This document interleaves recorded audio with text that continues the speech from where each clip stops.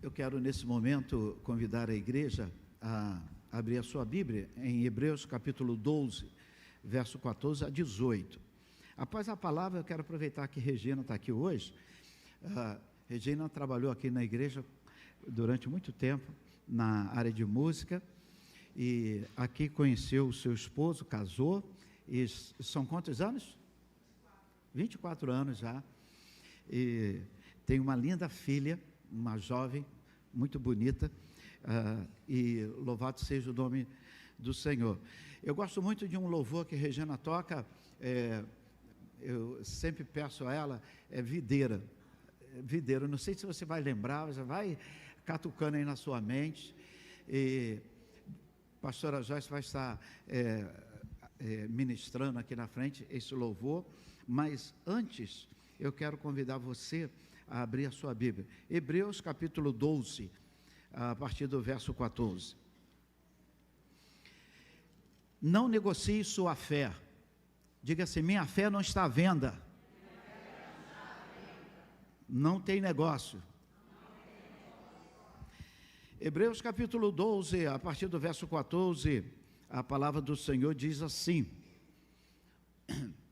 segui a paz com todos e a santificação, sem a qual ninguém verá o Senhor, atentando diligentemente, porque ninguém seja faltoso, separando-se da graça de Deus, nem haja alguma raiz de amargura que brotando vos perturbe, e por meio dela muitos sejam contaminados. Nem haja algum impuro ou profano, como foi Esaú, o qual por um reposto vendeu o seu direito de primogenitura.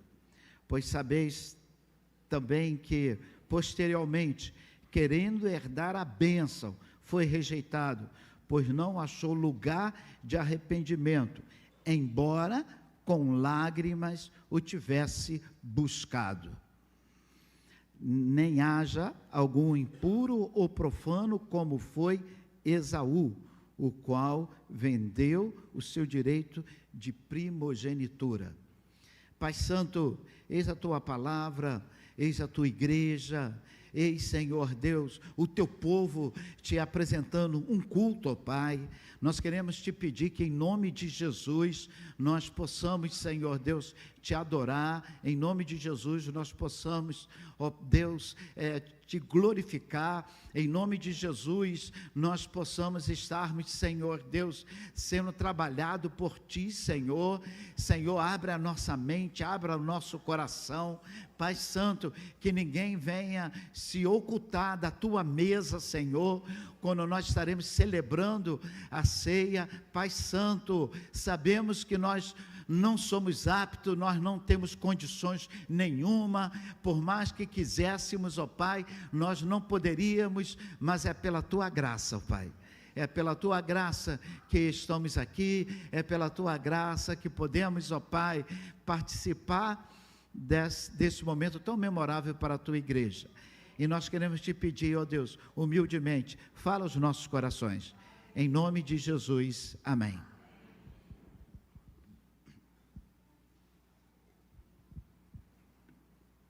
O livro de Hebreus, eu creio que a perseguição sofrida contra a igreja foi algo implacável, foi algo muito cruel. E surge, o Espírito Santo levanta um homem para escrever uma carta. Provavelmente era uma congregação de cristãos que moravam em Roma. Mas começou uma perseguição muito grande contra esses cristãos, e a palavra do Senhor diz que surge muitas orientações nesse percurso, e a palavra surge essa carta que tem o objetivo de expressar a liberdade que Jesus Cristo tinha nos dado. Por quê? Porque a carta aos Hebreus está dizendo que nós não estamos mais presos aos rituais, O que nos aproxima de Deus não é um ritual de lavar a mão com a água vindo até o cotovelo e tantos rituais que você conhece. O que nos aproxima de Deus é um coração quebrantado, é um coração contrito. O que nos aproxima de Deus é o desejo de estarmos nos relacionando com Ele. Então, como eu vou prestar um culto ao Senhor e esse culto será aceito? Através do relacionamento com Jesus, e o Senhor já nos permitiu que tivéssemos o Espírito Santo, que nos ajudaria nessa missão impossível. Eu quero introduzir com essa fala, porque o próprio Hebreus capítulo 11, ele deixa claro que a fé, ela vem por ouvir a palavra de Deus.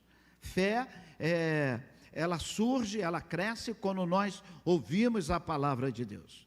E a minha fé vai aumentar, eu não vou negociar a minha fé quando eu alimento, quando eu ouço a palavra, quando eu medito na palavra, quando eu tenho relacionamento com a palavra.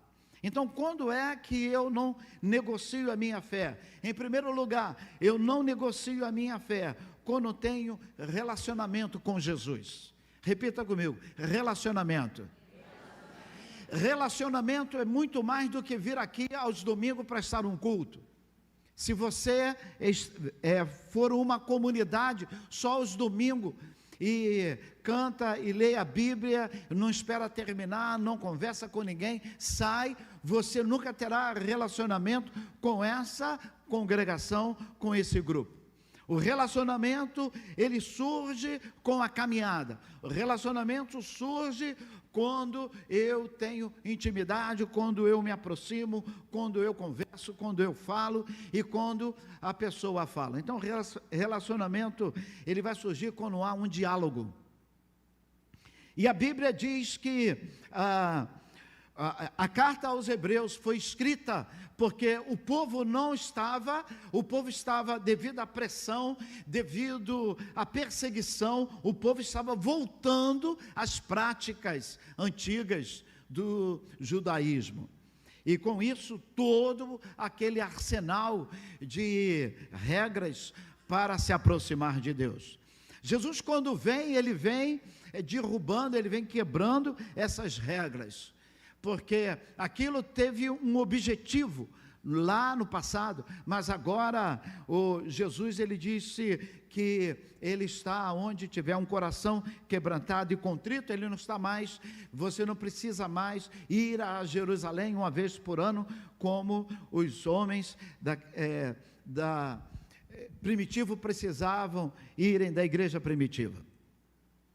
E eu não negocio a minha fé quando eu tenho esse relacionamento com Jesus. E os apóstolos lutaram muito para que os rituais, sem experiência de relacionamento, viesse sendo abolido e o povo começasse a ter experiência com Deus. O próprio apóstolo Paulo, ele orava muito para que o seu trabalho não se tornasse em vão.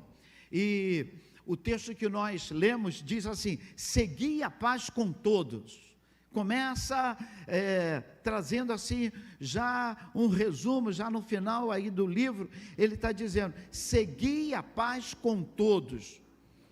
Romanos capítulo 12, verso 14 em diante. Segui a paz com todos. Irmãos, ele continua, e a santificação sem a qual ninguém verá a Deus. Então eu quero chamar a atenção, sem a qual ninguém vai se relacionar com Deus. Se você quer se relacionar com Deus, em primeiro lugar, siga a paz. Olhe para a paz, coloque a paz como sua alça de mira. A paz não é algo que você vai fechar os olhos e vai falar algumas palavras, estou em paz. Não, a Bíblia diz que a paz, ela precisa ser seguida, porque tudo vai conspirar para roubar a tua paz. Às vezes você sai daqui avivado, você sai daqui aleiloado, você sai daqui glorificando a Deus, e você pisa do lado de fora na rua, ou mesmo aqui no final do culto, você já recebe uma seta do inimigo. Se tem uma coisa que ele não gosta, ele não está pouco se lixando para o seu carro, para a sua... Tem gente achando que o diabo está querendo, está com o olho gordo no meu carro. Não está, não. Ele quer tirar a tua paz, ele quer tirar a sua alegria, ele não quer deixar que você glorifique a Deus. Tudo inveja para que você não glorifique a Deus. Por isso que a Bíblia diz: segui a paz com todos. Repita comigo. Segui a paz com todos. Irmãos, se eu quero ter fé, se eu quero ter relacionamento com o Senhor, eu preciso seguir a paz. Eu preciso, olha, a paz vem antes da santificação. Olha, pastor, santificação não vem primeiro? Não. Como você vai se santificar com o coração amargurado? Você precisa estar com o coração em paz. E sabe o que tira a paz? Medo do futuro. O medo do futuro. Amanhã eu tenho que pagar, e depois vou ter que ir no médico, eu vou ter que resolver, e se meu filho crescer, e esse mundo, e isso, aquilo. Então, medo do futuro faz com que você não tenha paz no presente. E a Bíblia diz: tenha paz. Fale para o irmão que está pertinho de você: tenha paz. Eu não sei a última vez que você proferiu essas palavras: e a paz de Deus, que excede todo entendimento, enche o vosso coração. Isso é uma bênção que precisa ser anunciada a você, que Hebreus diz que é sacerdote da sua casa. Você já botou a mão na cabeça do seu filho e já disse isso, que a paz de Deus, que excede toda a compreensão. Irmãos, por que a paz de Deus vai exceder? Imagina você com um problema no carro, alguma situação no carro, e você desce em paz. Recebeu uma fechada e você desce em paz. Furou o pneu e você desce em paz. Bateram atrás do seu carro, você desce em paz. A Bíblia diz: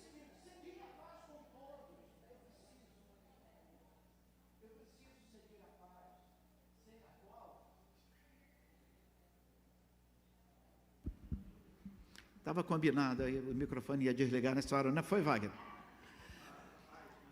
Para manter a paz. Irmãos, os apóstolos tiveram muita dificuldade para que a igreja entendesse essa palavra.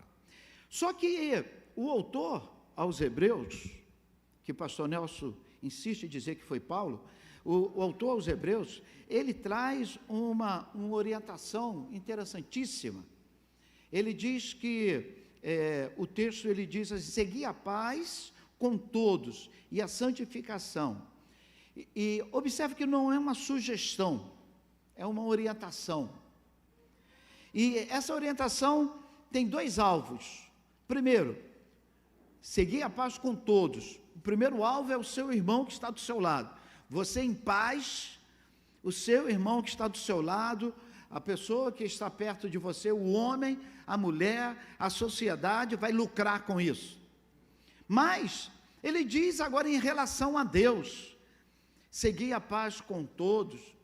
E agora ele fala que sem a santificação ninguém verá a Deus. Então, eu quero resumir esse versículo. Primeiro, eu busco a paz de maneira horizontal, e depois eu busco a paz de maneira vertical. Primeiro horizontal, todos, depois vertical. Não dá, irmãos, para você partir para a paz, buscar intimidade com o Senhor de maneira vertical, se na horizontal está tudo bagunçado. Eu não posso, se eu encontrar a irmã Alzira vindo pela rua Paissandu, eu tenho que atravessar, porque eu e a Alzira estamos de mal. Eu não posso dar um susto na irmã Valdelice chegou ontem aqui, quase uma tela do coração. eu falei que a Kombi tinha saído, aí quando eu vi que ela estava levando muito a sério, não deu para consertar, mas devagarzinho consertamos. Irmãos, segui a paz com todos. E o texto, ele diz que essa paz precisa ser horizontal e precisa ser vertical. O próprio Jesus fala em Mateus, capítulo 5, verso 9, ele diz assim: bem-aventurados são os pacificadores, felizes são aqueles que espalham a paz, aqueles que são pacificador. Chegar na mão da Daniele, não é isso não, o Antônio é um jovem, caminha mais uma milha, e tentar pacificar na sua casa, com seu marido, falar para sua filha, seu filho, e dizer: não, seu pai não quis dizer isso, olha como seu pai. Eu tive um pai muito difícil, mas eu era lutador com as minhas irmãs, para que pudesse entender o contexto que meu pai veio, de um local que não tinha luz, num local ele não pôde estudar, muito bruto, e aquela maneira bruta ele reproduziu em nós. Então eu falava: olha, nós que agora percebemos isso, nós temos que ter na mente assim: eu não quero isso para minha família, Então, em vez de você ter trauma, ficar chateado, querer torcer pelo Flamengo, não faça isso. Não tenha trauma, não tenha problema. Tenha isso na mente assim: eu não quero isso para minha família. Tudo de ruim que eu tive, eu não quero isso para minha família.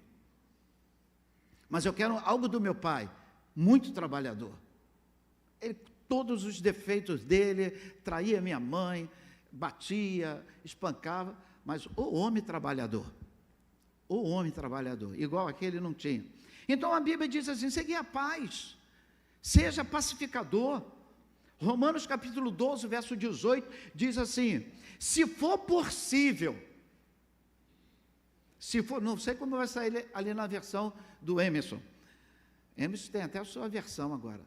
Se for possível, no que depender de você, viva em paz com todos os homens. Vamos ler?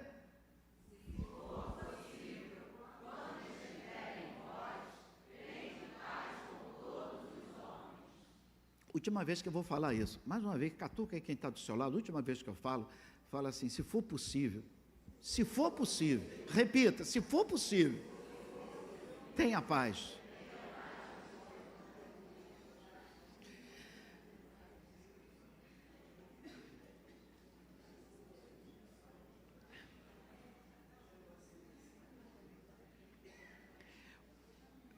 O versículo 14 continua com as orientações de Hebreus 12, 14. Ele diz: nem haja impuro, profano. Em resumo, segui a paz. Olha, ele está dizendo assim: siga a paz, não se exclua da graça. No verso 14, não haja raiz de amargura, não haja imoral, não haja profano entre vós.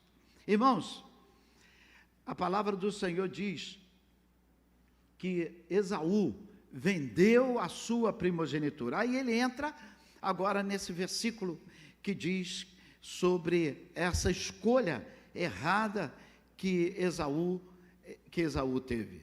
Diz assim a palavra do Senhor: nem haja, verso 16, nem haja algum impuro ou profano, como foi Esaú. Você pode, não sei se o Joffre já tem isso marcado na Bíblia dele, mas você pode contar quantas vezes na Bíblia, temos alguns, você tem um exemplo negativo para dar um ensinamento. Um exemplo diz assim: aconteceu isso, não faça isso. Aqui nesse texto você tem essa preciosidade. Ele diz: nem haja impuros ou profano, como foi Esaú. Um exemplo negativo ele está dizendo, mas que não haja aqui. Aí ele está dizendo o que Esaú fez, que foi considerado como impuro e como profano. O que ele fez? Vendeu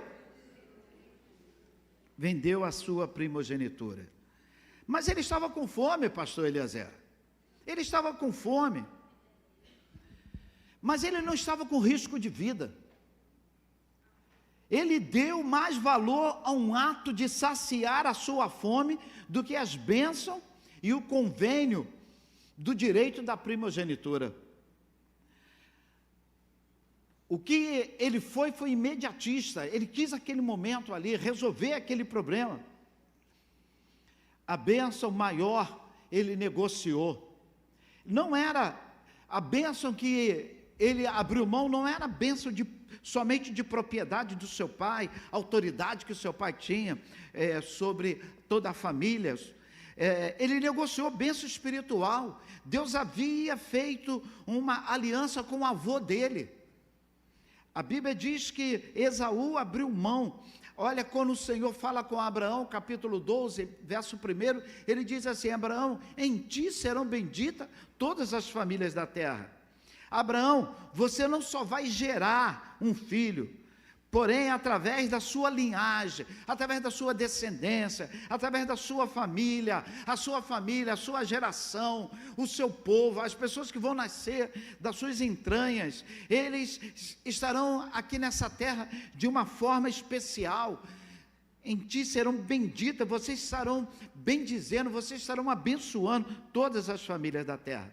E você sabe exatamente que à medida que o plano de Deus foi se revelando, e a promessa do Senhor foi acontecendo, você sabe exatamente o que Esaú abriu mão. Esaú abriu mão de ter participado de um plano de trazer, de viver o maior acontecimento do universo, Jesus Cristo a esse mundo. Jesus Cristo, o Filho de Deus, pisando na terra. Deus pisando na terra. Ele negligenciou. E quando é que eu negocio a minha fé? Primeiro, quando eu não tenho relacionamento com Jesus. Eu não tenho relacionamento com Jesus. Repita comigo, eu negocio minha fé quando eu não tenho relacionamento com Jesus. Como que eu me relaciono com Jesus? Pela palavra. Ele diz assim: eu sou a palavra. Quando você estiver lendo a Bíblia na sua casa, você está lendo Jesus. Jesus estará na sua casa, porque Ele é a palavra viva. Em segundo e último lugar, eu negocio a minha fé quando eu não me relaciono com a palavra. A Bíblia diz que a fé vem pelo ouvir e ouvir a palavra de Deus. Romanos capítulo 15, verso 4, uma palavra aí que o Wagner talvez não goste, mas está na Bíblia. Romanos 15, verso 4, diz assim: tudo que foi escrito, repita, para o nosso ensino foi escrito. Vamos lá, toda a igreja, do início, porque...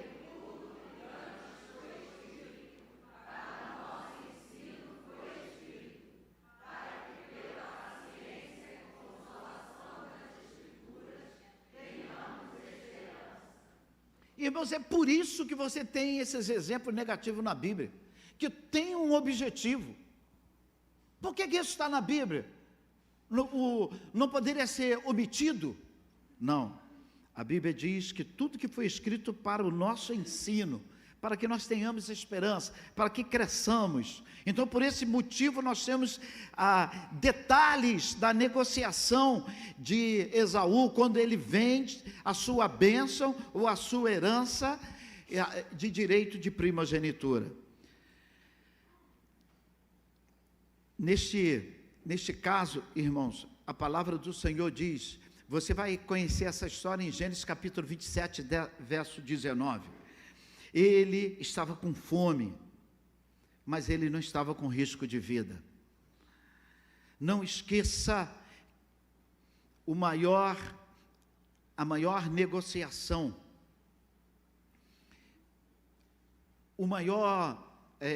a maior oportunidade. Esse homem abriu mão por um prato de cozido. Agora, não adianta tacar pedra no Esaú. Quantas vezes nós abrimos mão de algo bom por causa de uma série, na televisão. Olha nosso prato de cozido lá. Quantas vezes nós abrimos mão de algo bom por conta do sol estar quente?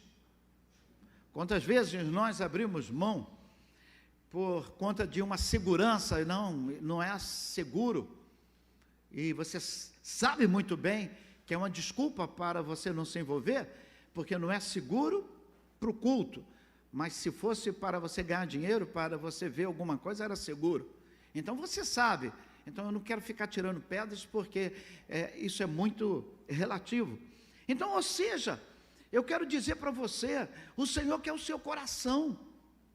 Não negocie, não abra mão da oportunidade de estar cultuando, de estar glorificando ao Senhor. Bato na tecla, o domingo é do Senhor, não roube.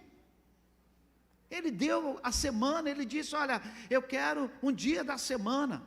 No passado era o sábado, e nós agora com a ressurreição de Jesus, cuidamos do domingo.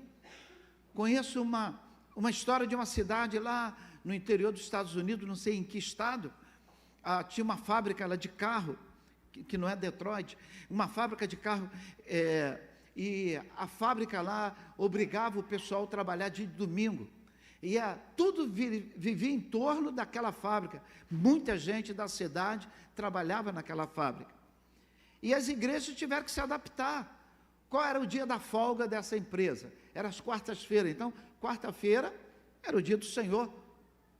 Os cultos, as igrejas abriam, o comércio também girava em torno ali daquela empresa. Então, ou seja, eu quero convidar você a observar isso. É algo maravilhoso nós podermos dar ao Senhor aquilo que nós podemos dar e falar assim, Senhor, de coração. É quando você entrega algo precioso. O livro de Malaquias não é sobre dinheiro. O livro de Malaquias nunca foi sobre dinheiro. O livro de Malaquias, a gente só sabe a parte do dízimo, mas o livro de Malaquias é sobre um culto capenga para o Senhor. Era um culto que a pessoa, primeiro, eles tinham que trazer a oferta, mas para não precisar andar com o animal na estrada e tudo, o que os cambistas fizeram, que Jesus destruiu tudo? As pessoas começaram a colocar ali, e houve uma interpretação da lei que não precisava mais trazer de casa, podia comprar lá. Então houve comércio, mas quem vendia não vendia o melhor, vendia, é para matar mesmo no domingo mesmo. Aí era colocado ali o animal coxo, o animal cego, o animal já doente. Isso era oferecido, e o que ia morrer mais rápido talvez fosse mais barato. Isso é eu que estou achando, hein? Eu quero dizer para você que Jesus, quando vê, ele quebra isso, ele acaba com isso. Por quê? O problema de Jesus era o culto. O culto estava defeituoso ao Senhor. Por isso que a palavra do Senhor fala em 1 Coríntios, capítulo 10, verso 12, quem está em pé, cuide para que não caia. Por quê? O Esaú foi orgulhoso. O Esaú, ele não pensou nas coisas do Senhor. O Esaú, ele abriu mão por uma coisa imediatista. Encerrando, na última ceia acontece algo muito interessante. A Bíblia diz que Jesus fala assim: um de vocês vão me trair. Mateus capítulo 26, 22, diz que todo mundo fala assim: porventura sou eu, Senhor? Porventura sou eu? Porém, no verso 33 de Mateus 26, Pedro fala para Jesus assim: eu nunca. Olha lá, vamos lá? Mas Pedro...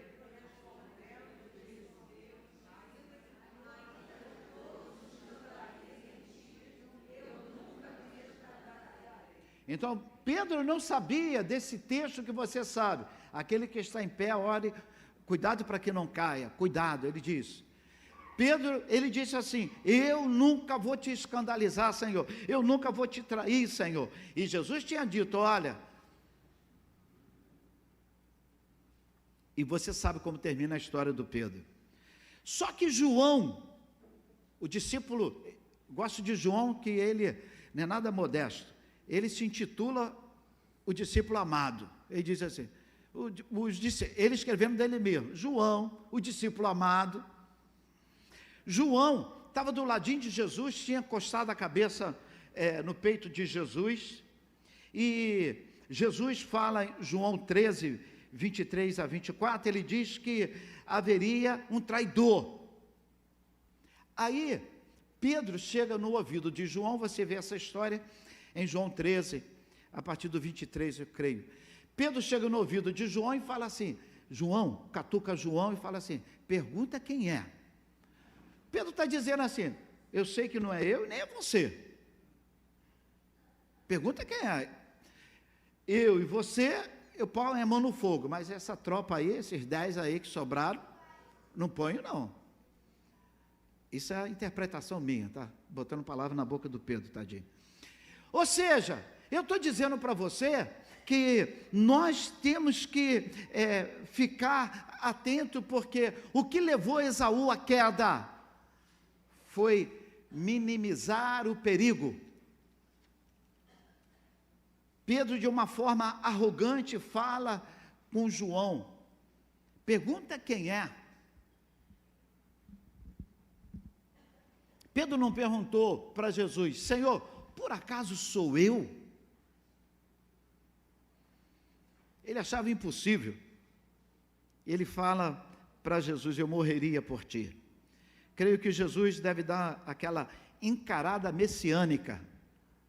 Sabe o que é uma encarada messiânica? Jesus deve ter tirado o óculos dele da época, me dá um desconto. Olhou para Pedro e falou assim: Pedro, menos, baixa a bola. Por esse motivo o apóstolo Paulo escreve: aquele que está em pé, cuidado para que não caia. Irmão, quem pode tomar a ceia do Senhor? São os Pedros, que diz que eu posso tomar porque eu não vou pecar, eu não vou isso, eu não vou aquilo.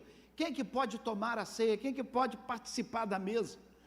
É aqueles que reconhecem que são pecadores, aqueles que fizeram o que o próprio Jesus disse, o próprio apóstolo Paulo recomendou: primeiro examine o homem a si mesmo.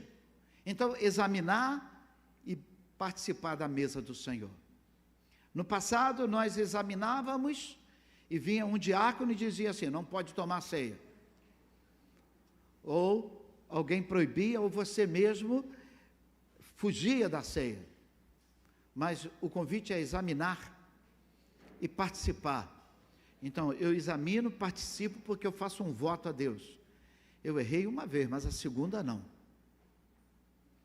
Eu encerro com a história de um pastor que foi assumir uma igreja.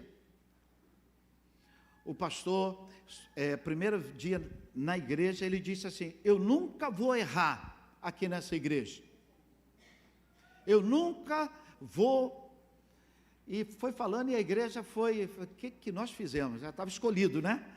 Não tinha como voltar atrás. Eu nunca vou errar. Só que depois ele era uma pegadinha. Ele disse assim: eu nunca vou errar no mesmo problema 2 vezes. Errei uma vez, mas eu me esforço para não errar no problema 2 vezes. Interessante, que lema de vida. O bom é não errar nenhuma, mas pior é quando se erra 2 ou 3 vezes no mesmo problema. Quem é que pode tomar a ceia? Aquele que caiu 70 vezes 7 ao dia. Aquele que errou. Aquele que sabe que é miserável pecador. Aquele que sabe que o maior não é... o maior não são as coisas materiais, são as coisas espirituais. Então, não negocie sua fé. O Senhor tem muito para te dar. Não negocie sua fé. Não abra mão de sua fé por algo pequeno. Não abra mão da sua pureza, da sua santidade. Não abra mão. E eu quero encerrar convidando você que nessa noite, nessa manhã, aceita o desafio de não negociar a fé, mas ter convicção no coração: eu vou vencer, não por mim, mas pelo poder que há no nome de Jesus. Eu vou prosseguir, não por mim, mas pelo poder que há no nome de Jesus. Você tem essa convicção no seu coração, então você vai curvar sua cabeça, você vai orar ao Senhor nesse momento. Peço ao Senhor: Senhor, me capacite,